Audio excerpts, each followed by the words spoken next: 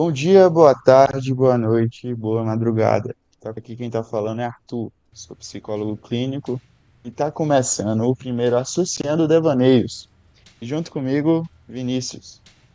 Oi, pessoal, me chamo Vinícius, também sou psicólogo clínico e vou estar aqui com o Arthur nos episódios do Associando, discutindo temas atuais, fazendo relações com alguns livros de literatura, alguns livros de psicanálise ou alguns textos, né?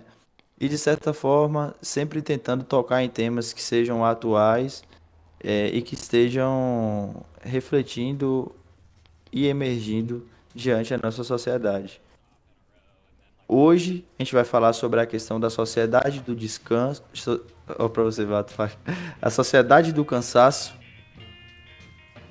e a ausência do ócio. É um livro do Byung-Chul Han. E para começar a nossa discussão, gostaria de trazer uma citação, onde ele diz o seguinte: o alarido da comunicação sufoca o silêncio. A proliferação e massificação das coisas expulsa o vazio. As coisas superpovoam céu e terra. Esse universo mercadoria não é mais apropriado para se morar. Ele perdeu toda a relação para com o divino, para com o sagrado, com o mistério, com o infinito, com o supremo, com o elevado. Perdemos toda a capacidade de admiração. Vivemos numa loja mercantil transparente, onde nós próprios, enquanto clientes transparentes, somos supervisionados e governados. Já é tempo de rompermos com essa casa mercantil. Já é hora de transformar essa casa mercantil novamente numa moradia, numa casa de festas, onde vale a mesma pena viver. Então, aqui o Byung-Chul Han, ele já deixa meio claro a revolta dele, né? De certa forma, assim, com a nossa sociedade e com o encaminhado, né? Das coisas que vem acontecendo. No início do texto, do livro, ele traz uma diferença entre a sociedade do desempenho e a sociedade da disciplina, enquadrando a nossa sociedade hoje em dia como uma sociedade do desempenho, né? Por buscar esse tempo todo um alto desempenho e não admitir falhas, uma autocobrança, né? Diferenciando dessa sociedade disciplinar antes da Revolução Industrial, por exemplo, onde havia, de certa forma, uma cobrança, né? Por esse desempenho, por esse trabalho para que fosse bem desenvolvido de certa forma. E aí, o Byung-Chul Han, ele deixa muito claro o quanto é importante o ócio hoje em dia, no livro.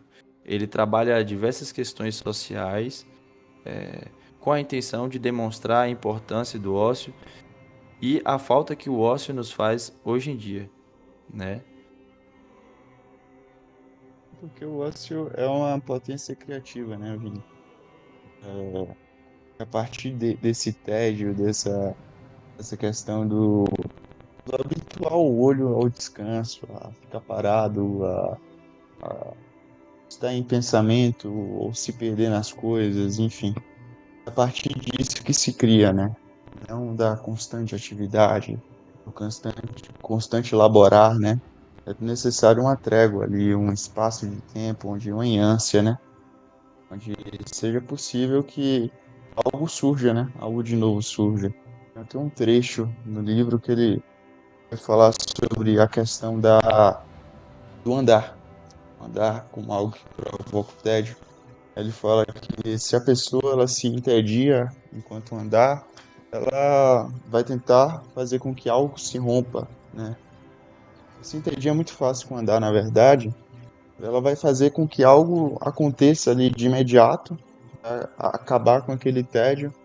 Não quer saber daquele tédio, vai procurar alguma distração, algum estímulo que tire daquele tédio. E nisso, a outra atividade vai continuar tediosa, enfim. Em vez de parar observar, entender o que está acontecendo, a situação, né? Estar, né, apto, deixar o olhar descansar ali, digamos assim. E, e pensar que, por exemplo, no andar você pode passar o correr e no correr você pode passar o dançar, né? Algo meio que sem forma, sem uma definição tão grande, né? Enfim, criar algo de novo, né? O novo ele advém desse tédio, desse ócio, desse tempo entre as atividades, né? Que não é um tempo curto, né? Acho que é uma questão muito atual hoje, essa questão de como os estímulos eles cada vez mais estão presentes na sociedade, né? E como um estímulo ele vira quase um senhor. E uma coisa interessante disso que você disse, né? E ele traz no capítulo sobre a questão da pedagogia do ver, que eu acho que assim demonstra bastante a ideia dele no livro, que é essa questão da falta da contemplação, né? Hoje em dia a gente percebe em vários ambientes, em várias situações, onde as pessoas elas não estão contemplando o que elas estão fazendo. Tá no estádio assistindo um jogo de futebol, mas tá ali com o celular gravando, ou vai em um museu, e tá ali tirando uma foto para postar numa rede social. Então não para ali para olhar, por exemplo, os detalhes, quais foram as cores escolhidas pelo pintor, quem foi o pintor, qual a história, qual o contexto histórico daquela pintura. E aí, vamos caminhando para uma sociedade onde o senso crítico vai cada vez mais se retraindo, né? A gente percebe muitas ideias generalistas, um pouco senso crítico, e acho que tudo isso passa por um pouco dessa questão, né? Da falta da contemplação, da falta do ócio, dessa exigência em estar o tempo todo tendo que ser produtivo, tendo que estar fazendo algo, e muitas vezes esse algo é algo que não é algo que a pessoa queria fazer, por exemplo, né? Trabalhar em um emprego que ele não queria porque ele necessita, né? Então, principalmente no contexto do Brasil, são poucas as pessoas que têm esse, digamos, privilégio em escolher no que vai trabalhar, do que vai trabalhar. E muitas vezes a gente percebe até uma certa ilusão de pessoas que acham que são empreendedores, quando na verdade estão trabalhando para grandes empresas, né? Então, são pontos aí que o Byung-Chul Han traz, e para você ver que a questão sociológica perpassa por diversos países e diversas culturas, né? É uma questão até, né, isso do empreendedorismo, né, a pessoa se autocobrar muito, né, e virar, assim, o escravo ao mesmo tempo, né. Isso que é um modelo que funciona melhor do que o da disciplina, digamos assim, porque justamente uma lógica que não tem fim, né, uma lógica que o sujeito vai tentando, a todo custo, se explorar, se auto-explorar, né. O Byung-Chul Han, ele coloca isso. É interessante a gente até pensar, por exemplo, o doping, né? O que é o doping?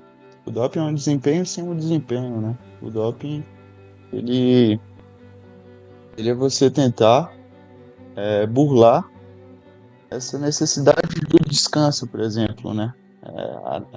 Você tentar burlar o corpo cansado, é você burlar o, o real ali do que, digamos assim,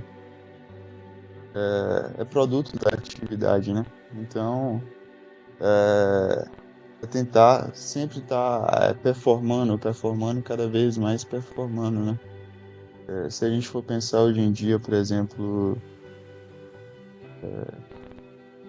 se tornou banal a questão falar uma parada meio. Mas se tornou banal, de certa forma, essa questão do Viagra, por exemplo, né?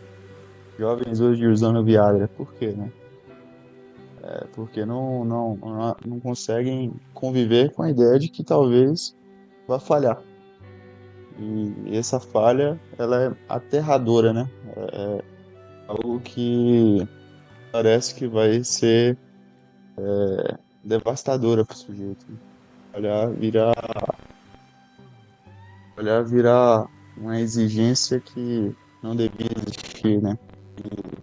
Enfim, tenta camuflar os problemas e, evidentemente, alguma hora isso vai retornar porque não adianta, né? E aí eu penso também nos casos, por exemplo, é uma febre hoje em dia a questão da academia, né? E o quanto as pessoas elas buscam uma recompensa muito rápida em qualquer coisa que elas façam.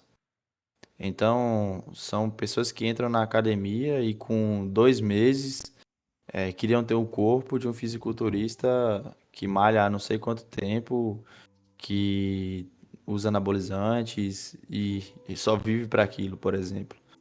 E entra também o papel da rede social, né? Como essa válvula e meio de manobra, porque de certa forma a pessoa que está assistindo o story de uma pessoa como essa, ela começa a comprar o discurso, aquele discurso da meritocracia, né? Que se relaciona também com outros pontos que a gente pode trazer aqui, que é essa questão do trabalho também, né? De que para você se tornar uma pessoa bem-sucedida é só você se esforçar e você é livre para tomar suas escolhas e, enfim, é um discurso que é falho por si só, né?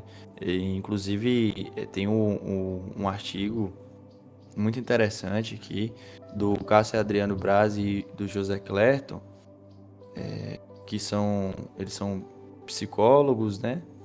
E aí eles estão falando um pouco sobre isso, sobre essa questão da pressa, sobre essa questão do caos que se instala na sociedade por conta dessas questões econômicas e existenciais. E peraí que eu vou procurar a citação aqui.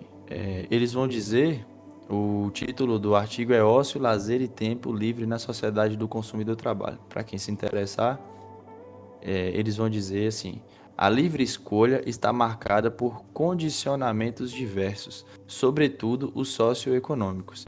Então daí a gente tira que a nossa liberdade, nossa livre escolha, ela não é tão livre quanto os influencers, as pessoas que estão ganhando dinheiro com esse discurso pregam, porque há um limite sociológico, econômico, psicológico e subjetivo, né? As pessoas elas têm esse empuxo em buscar algo que torne todo mundo parecido, como se todo mundo fizesse tal coisa, se todo mundo acordar às 5 da manhã vai ser bem sucedido.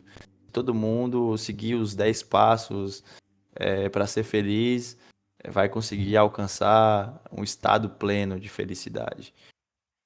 E é algo que não se sustenta, né? Não é preciso de muita vivência para saber que o que se aplica na vida de fulano não se aplica na vida de cicrano. Possam ser pessoas que tenham o mesmo contexto de vida no sentido parecido de alguma história, mas há algo de subjetivo que sempre vai prevalecer e é o que distingue cada um de cada um. Eu acho que se é uma cidade, uma sociedade que parece que o Milton Ronald escreve também que vive muito no depois. Vive muito pensando nisso do, por exemplo, eu vou treinar porque, enfim, como você colocou, né? Eu vou ficar bombadão, tal com tal influência. Vou fazer o mesmo protocolo que ele, sobre as mesmas, sem estar nas mesmas condições que ele, né? se comprar a ideia de uma felicidade que não é sua, que não se adapta à sua realidade, enfim. Viver uma fantasia que não te pertence, né? Então, eu acho que realmente assim, outro exemplo que eu acho que você pontuou também que é interessante, por exemplo, isso do tá gravando, você viajar para um museu ou para uma cidade turística ou para qualquer canto e viver ali fotografando tudo e colecionando momentos no seu celular e, enfim, perdendo de estar olhando o que você está querendo, não é mesmo? O que você está querendo guardar no celular, mas, enfim, perdendo o momento, basicamente. O presente vai passando pelos nossos olhos e a gente não tem esse sentido de estar vivendo e presenciando, né?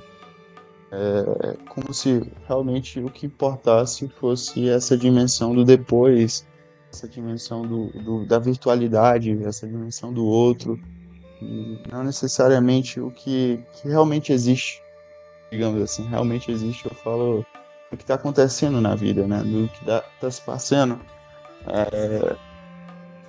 enfim. Isso me fez lembrar um filme que eu gosto bastante, assim. O nome do filme é A Vida Secreta de Walter Mitty. E aí tem uma cena onde ele tá em cima da montanha, nos gelos ali, e ele pergunta pro fotógrafo quando é que ele ia tirar a foto.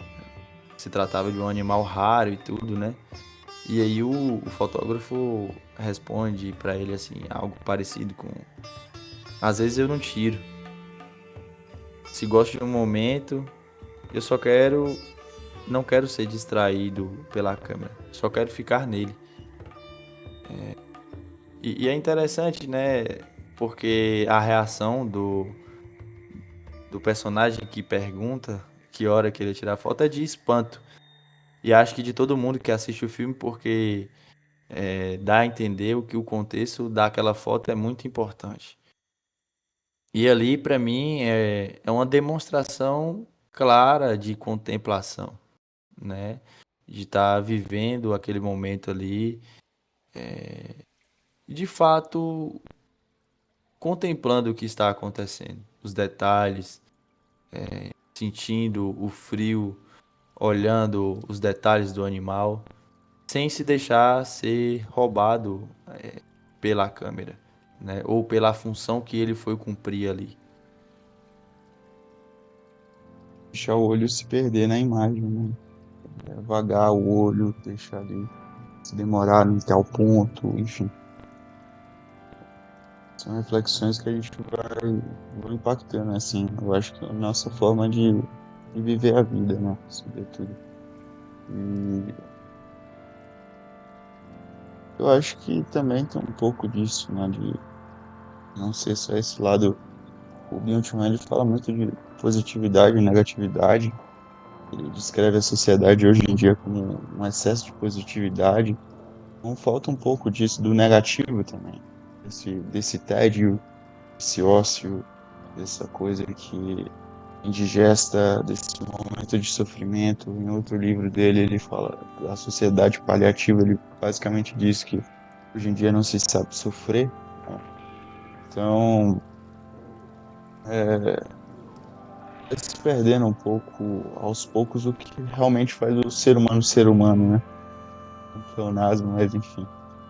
É como se a gente tentasse nos tornar máquinas, né? Tem que ser o, o mais perfeito possível, o mais exato possível, tem que ser algo que não é. Esse né? É quase uma ofensa, basicamente, não ter as mesmas opiniões ou não, ou enfim, né? Produzir algo de autêntico, né? Realmente se vê algo de autêntico se produzindo, apesar de existir muito. Porque eu acho que também existe um excesso de coisas genéricas na vida não, nas produções atuais, e meio que inundam assim, né? mundo e o que realmente é feito com prazer e gosto é perdido no meio a isso tudo. De certa forma, há uma ausência de limites, né? Além dessa ausência de limites, há também algo que aponta para essa busca por uma perfeição extrema, ao menos uma perfeição que é imposta pela sociedade. E aqui a gente pode citar diversos exemplos, vou citar a questão das harmonizações faciais, por exemplo. Então, subtende-se que o rosto perfeito é aquele rosto com um formato mais quadrado, né? Com o maxilar mais definido. E Glamouroso. exato. E assim, é muito visível o quanto, por exemplo, em festas, em ambientes assim, as pessoas estão com o mesmo rosto, o mesmo formato de rosto, né? O que de certa forma apaga algo do singular ali, por exemplo. Quando a gente se trata sobre a questão do desejo, o que capta o desejo do outro é sempre algo do singular, né? Então, digamos assim, que talvez o arredondado do seu rosto poderia ser justamente aquilo que captasse o olhar de alguém, né? Mas como a sociedade, de certa forma, impõe que deveria ser assim, as pessoas buscam acompanhar, assim como sempre foi com a questão dos corpos, né? Qual é o corpo perfeito, aquele corpo malhado, aquele corpo mais magro. E as pessoas elas têm essa tendência em buscar a atender de certa forma. E como diz o Byung-Chul Han, desempenhar-se, né? Até na própria vida. E aí, se a gente for olhar dentro de um contexto geral, vira um excesso de cansaço, porque você tem que desempenhar no trabalho, você tem que desempenhar nas suas relações, você tem que desempenhar até no seu descanso, porque não há descanso, na verdade. Até no artigo, eles citam o Herbert Marcuse, não sei se é assim que se pronuncia, em 1975, onde ele diz assim: o ócio ele foi manipulado de tal maneira que se tornou um mecanismo gerador de ideias consumistas. Ou seja, ócio foi utilizado para a criação de falsas necessidades materiais. Devido a este fato, temos hoje a preponderância do ter sobre o ser, que gera uma desmedida ambição por prosperidade. Então, até o próprio ócio, ele se tornou um mecanismo, uma engrenagem para que a gente caia nesse jogo também do consumismo, né? De que a gente se cobre, de que, por exemplo, no seu momento de ócio, você esteja com algo, algum objeto que você tenha que comprar para não tolerar estar consigo mesmo, apenas. De ter, por exemplo, um tempo ali para ir molhar uma planta, olhar a nuvem, ver um passarinho, ou até caminhar, né? Caminhar sem um fone de ouvido, por exemplo. Quanto é difícil hoje em dia ver uma pessoa caminhar sem um fone de ouvido. É uma questão até que você falando aí, eu tava pensando aqui, né? Essa falta de alteridade no mundo também. E, como você disse, né? Os jovens hoje em dia meio que têm umas ambições meio que iguais. A busca pelo corpo perfeito, a rotina perfeita, é estudar, trabalhar e fazer academia, tudo em plena sintonia, né? E viver essa fantasia de que realmente tem uma forma de dar conta de tudo. Dar conta do lazer, do labor, do amor, de tudo. E só que a grande realidade, a grande verdade do mundo, do ser humano, é que existe o fracasso. E como você disse, né? É tanto um excesso, né, que vai acumulando um cansaço. Eu acho que a sociedade do cansaço, o cansaço ele surge justamente nesse sentido de uma saída para esse desempenho desenfreado, uma saída para isso que está constantemente performando, performando, performando e parece não ter fim. O cansaço é uma maneira de igualar o jogo, né? O cansaço, ele aponta, ele fala, você não está completo, e aí? Vai fazer o que agora? E eu acho que isso talvez seja até seja devastador para muitos, né? E muitos, se não todos, né? Porque se deparar com o que faz ruído é sempre complicado e é inevitável também, né? Então é um outro lado do ser humano que o cansaço nos convida a olhar. Esse ponto essa parte, né, de olhar para o próprio fracasso é muito interessante, porque você é colocado a pensar e refletir naquilo que errou. E hoje é visível que as pessoas elas não param para a maioria, né? Aqui a gente não está sendo banal de dizer que todo mundo é assim.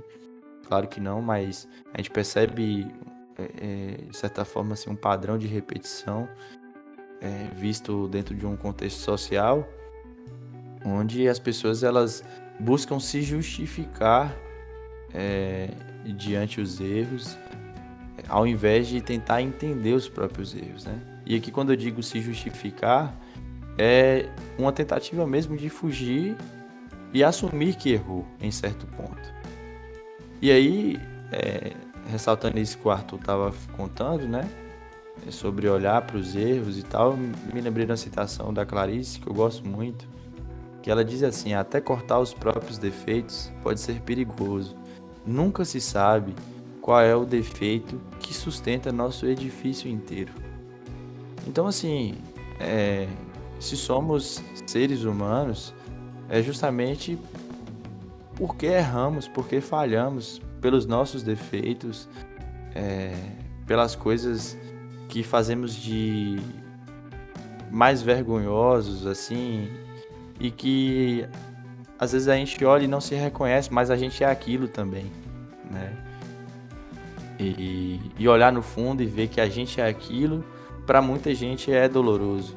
Tanto é que a gente percebe quantas pessoas elas evitam buscar uma análise, buscar um profissional, um psicólogo, para tocar nesses assuntos. Tocar em assuntos que apontem as próprias falhas. Quando você busca um profissional, você se coloca a trabalho, né?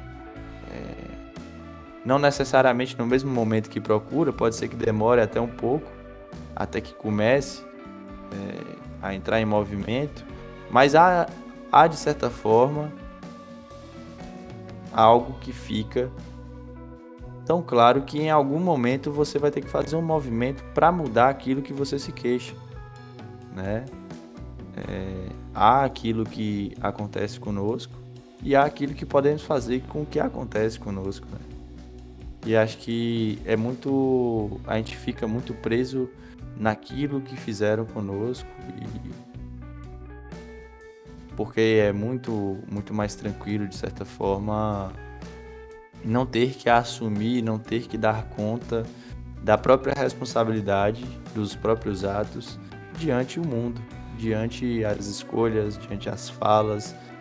Então são pessoas que fazem piadas extremamente maldosas e se justificam como se fosse uma brincadeira. São pessoas que são racistas, homofóbicas e tentam se justificar ao invés de reconhecer o seu próprio preconceito, por exemplo. Me despeço por aqui, gente. Muito obrigado por estar ouvindo esse podcast. Espero que vocês possam estar continuando acompanhando aí o nosso trabalho. E segue lá o podcast no Instagram, segue no Spotify também. E também segue o Vinícius nas redes sociais, Instagram e tudo mais. Muito obrigado por ouvir até aqui. Obrigado, pessoal. por acompanhar. Nos siga nas redes sociais e até a próxima.